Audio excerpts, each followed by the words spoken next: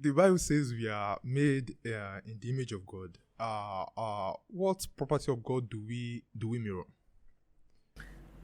Thank you, Gbenga. Thank you for coming. I must say you're a very brilliant and intelligent young man. And we're glad that you are a Nigerian, and that you are an African. And I trust God that you will use this intelligence the way God intended it to be, and use the access you have to people the way God intends it, so you can remain a blessing that you were created to be. I believe that we mirror every aspect and every part of God. So when the Bible says we were created in the image and the likeness of God, you will notice that we're the only creatures that God made erect. All the others walk on their four. It speaks about dominion. It speaks about authority. So Psalm 115 verse 16, the Bible says that the heaven and the heaven of heavens, it belongs to God, but the earth he has given unto men. So he made us in his image, and every aspect of us is supposed to mirror God, and everything God represents: love, great grace, dominion, authority, prosperity, health, wealth, wisdom, name it, everything. As he is in heaven, so are we on earth. That's my belief. What do you think we also mirror the violent aspect of because we are one of the most violent animals out there? We go to war. I think war has not finally disappeared on the planet. And do you think we mirror the violent aspect of God? Like, I don't know. The violent aspect of us, of humanity? Do you think we actually do that? Let me say this, Gbenga. Every human being was created a genius.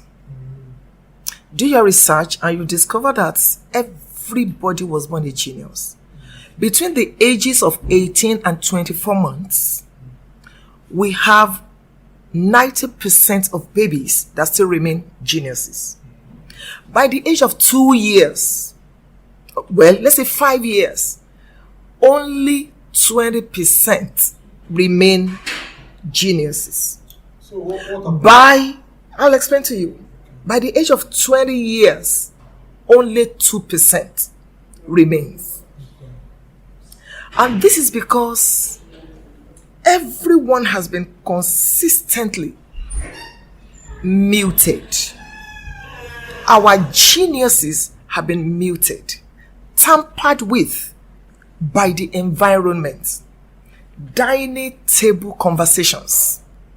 For instance, Mom, my iPad is broken. I need another one. Do you want me to go and steal? I just paid your school fees. And parents don't realize that you're telling that child, stop stretching. Keep on sitting with your mistakes. It's not your right to be wealthy. Well, we may not have money in this family, but at least we have love. You're muting your child's genius. You're stopping him. You're doing something. It happens in religion. It happens at work. It happens everywhere. Every human being was created perfect, a genius. But environmental conditioning sets in and begins to tamper with who we are. The Bible says that God is a man of war. So I will not deny that. He is a man of war. He's a two-sided God. He's a God of love. The book of Romans explains that to us. He loves, but he can also, 1 Samuel chapter 2 tells us that also. By him actions are weighed. He's a man of war.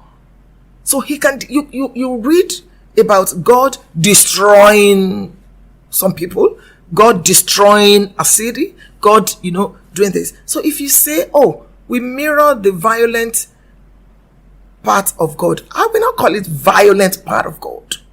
Is his side, because the entire universe is governed by laws.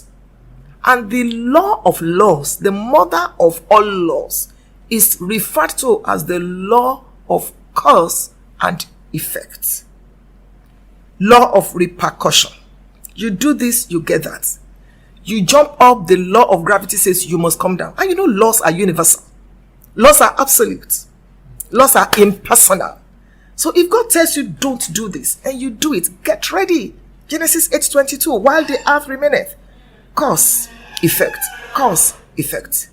So we can't have the peace without the violence.